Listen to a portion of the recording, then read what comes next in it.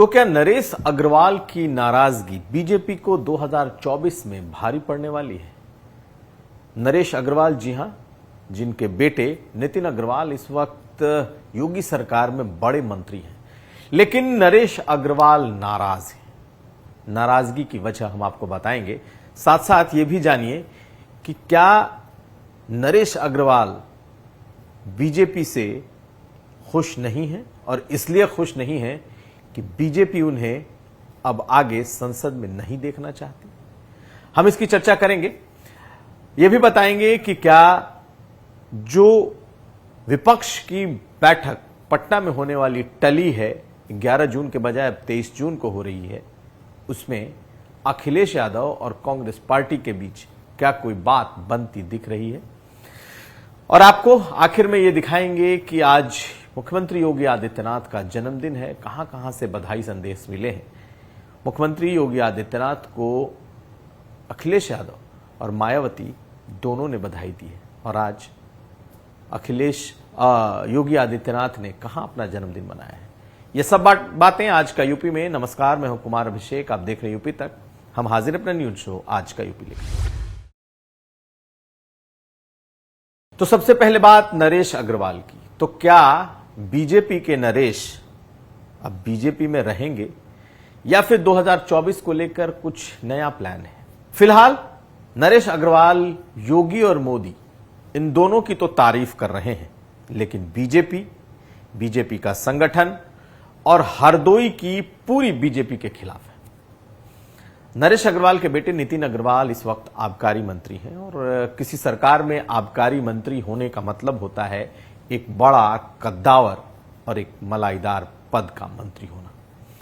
तो उस लिहाज से नरेश अग्रवाल के बेटे तो योगी सरकार में बड़े पद पर हैं, लेकिन नरेश अग्रवाल विचलित हैं। कहीं ना कहीं उन्हें लग रहा है कि इस पार्टी में आने के बाद उन्हें जो मिलना चाहिए था वो पार्टी ने नहीं दिया, और साथ साथ पार्टी अब उन्हें जबरन रिटायर करने पर भी तुली है, क्योंकि जब अपने कार्यकर्ताओं से मुखातिब होकर बीजेपी की धज्जियां उड़ा रहे थे, खास करके बीजेपी नेताओं, बीजेपी के विधायक, सांसदों के को लेकर के इशारों में जब वो बातें कह रहे थे, कुछ का तो नाम लेकर बोल रहे थे, तो उन्होंने ये बात कही कि बीजेपी वाले उन्हें बात बात में ये एहसास दिलाते हैं कि आप तो अब रिटायर हो रहे हैं, यानी कि आपके बेटे विधायक हैं, मंत्री हैं और अब आप रिटायर हो। लेकिन क्या नरेश अग्रवाल सचमुच इस बात से खुश हैं कि उनका बेटा मंत्री हो गया है?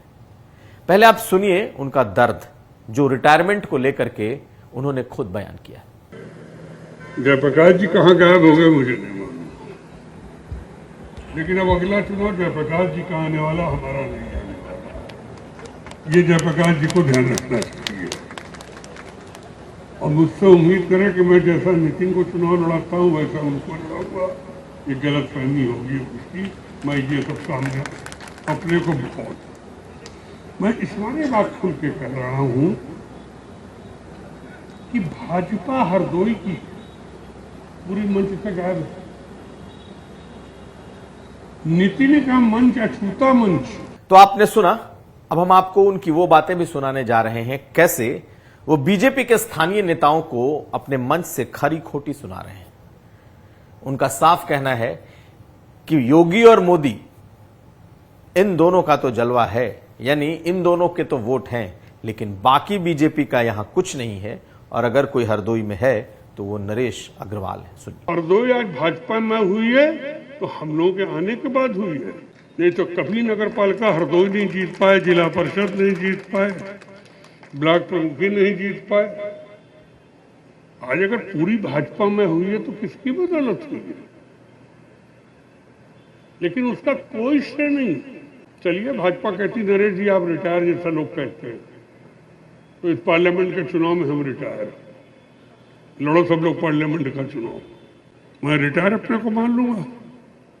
क्यों छोटे चाचा, ठीक है ना, तुम हम सब रिटायर हो रहे हैं।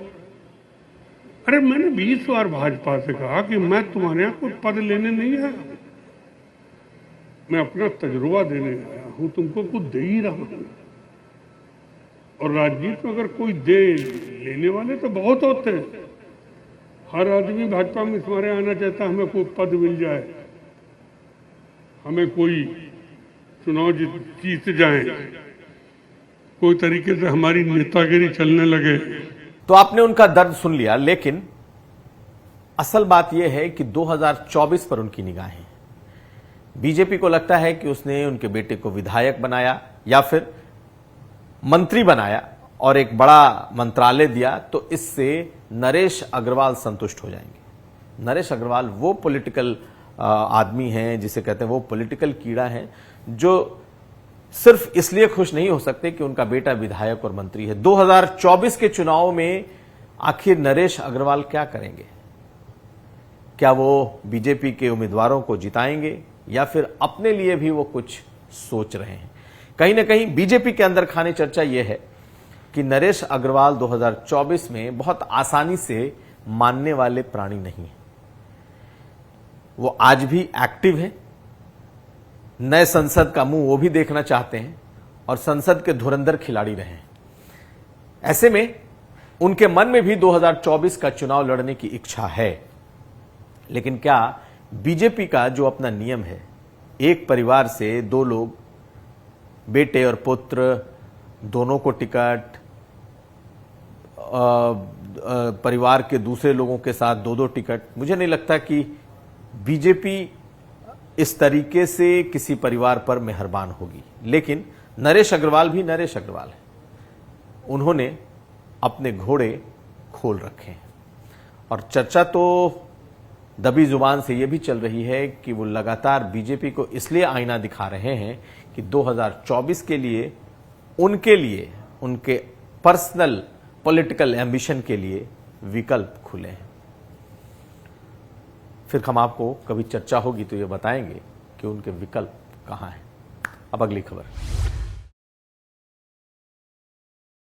तो अखिलेश यादव और राहुल गांधी दोनों एक मंच पर 11 जून को होने वाले थे।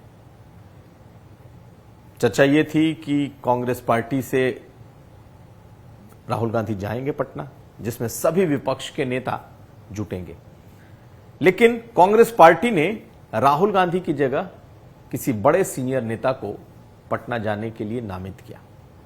ऐसे में नीतीश कुमार ने इस विपक्ष की बैठक को 23 जून तक के लिए टाल दिया है। यानी कि इस बैठक की अगली तिथि 23 जून रखी गई है, जब पटना में सभी विपक्ष के नेता जुटेंगे और बीजेपी के खिलाफ 2024 में जो एक बड़ा गठबंधन बनाने की तैयारी हो रही है, उसे लेकर के जो बैठक होगी उसके लिए सबकी राय सुनी जाएगी, ली जाएगी। लेकिन चर्चा यह है कि क्या कांग्रेस और समाजवादी पार्टी के बीच अंदर खाने कोई ऐसी बातचीत चल रही है कि दोनों के बीच में गठबंधन होगा। अखिलेश यादव ने एक इशारा किया, उन्होंने कहा कि यह पहले कहा जा चुका है कि जो क्षेत्रीय दल हैं और जिनके जो वहां मजबूत है, उनके नेतृत्व में ही ये चुनाव में जाना है। और ये बात नीतीश कुमार भी अखिलेश यादव को लेकर कह चुके हैं। ऐसे में अब अखिलेश यादव को लग रहा है कि जिस तरीके से पूरे विपक्ष का एक ताना बाना बुना जा रहा है, उसमें उन पर कांग्रेस को साथ लेने का दबाव होगा। इसलिए अखिलेश यादव ने कांग्रेस की तरफ ये इशारा कर दिया है कि अगर साथ लेना होगा तो उनकी बात माननी होगी। यानी वो इस गठबंधन को लीड करेंगे। इसमें कोई चौंकने वाली बात नहीं है कि वो उत्तर प्रदेश में गठबंधन के सबसे बड़े नेता के तौर पर होंगे। लेकिन अखिलेश यादव चाहते हैं कि यह गठबंधन उनके मुताबिक हो। वो चाहते हैं कि गठबंधन में चीजें, गठबंधन में सीटें उनके मुताबिक तय हों। और यही इंडिकेशन आज अखिलेश यादव ने एक तरीके से दे दिया है। और माना यह जा रहा है कि जब विपक्ष की एक बड़ी बैठक होगी तो उसमें यह बात आ सकती है कि कांग्रेस और समाजवादी पार्टी गठबंधन में चुनाव लड़ेंगे। मानसिक तौर पर दोनों पार्टियां पर्दे के पीछे इस बात को लेकर तैयार हैं कि दोनों गठबंधन में जाएंगी। लेकिन असल कहानी तब शुरू होगी जब सीटों की बात आएगी। आने वाले समय में हम आपको जो सीटों का ब्रेकअप है उसको लेकर क्या चल रहा है ये भी बताएंगे। अब अगली खबर। आज मुख्यमंत्री योगी आदित्यनाथ का जन्मदिन है और आज वो 51 साल के हो गए। उनका 51वां जन्मदिन है। यूपी तक की तरफ से जन्मदिन की बधाई। लेकिन योगी आदित्यनाथ को आज तमाम लोगों ने जन्मदिन की बधाइयां भेजी। मायावती ने ट्वीट कर उनके दीर्घायु होने की और उन्हें जन्मदिन की शुभकामनाएं दी। अखिलेश यादव ने भी उन्हें जन्मदिन की शुभकामनाएं भेजी। सुबह से ही उन्हें शुभकामनाएं देने वालों का तांता था। कई लोग अपने फोटो शेयर कर रहे थे। आप इन दोनों लोगों के ट्वीट को देखिए, जो अखिलेश यादव ने ट्वीट कर उन्हें शुभकामनाएं दी और जो मायावती ने शुभकामनाएं दी। अंतर सिर्फ इतना है कि अखिलेश यादव की शुभकामनाएं एक लाइन की शुभकामना थी, जबकि मायावती ने उनके बारे में 2-3 लाइनें लिखी। देखिए इन दोनों ट्वीटों को।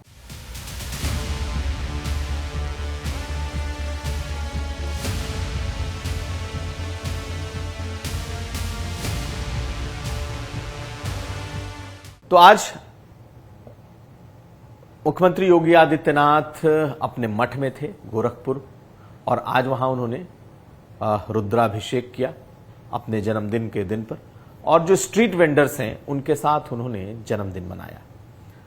स्ट्रीट वेंडर्स के लिए उन्होंने कई कार्यक्रम किए। कई जगह जा करके उन्होंने स्ट्रीट वेंडर्स के लिए जो जो काम करने किए हैं और जो काम करने हैं वो बात उन्होंने बताई और समझाई।